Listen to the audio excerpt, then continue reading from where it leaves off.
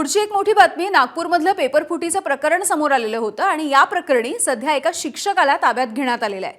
प्रदीप जांगडे असे या आरोपी शिक्षकाचं नाव आहे। प्रदीप जांगडेने अटकेमधील दिनेश कोटांगले याला व्हॉट्सॲपवरती पेपर पाठवला होता। दिनेश कोटांगलेनं तो पेपर ट्यूशन क्लासेसचा संचालक असणाऱ्या मुस्तफा खान याला पाठवला। या प्रकरणामध्ये आतापर्यंत एकूण 7 आरोपींचा थेट सहभाग आढळलाय। यामधला एक आरोपी हा अल्पवयीन असल्याची माहिती समोर येते आहे।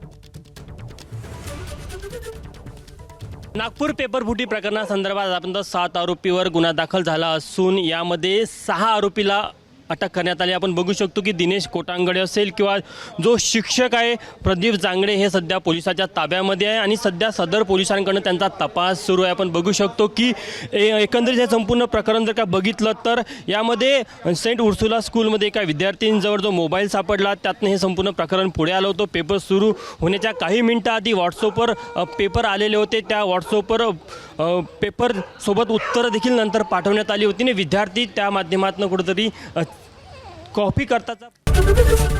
एबीपी माझा, उघडा डोळे बघा नीट।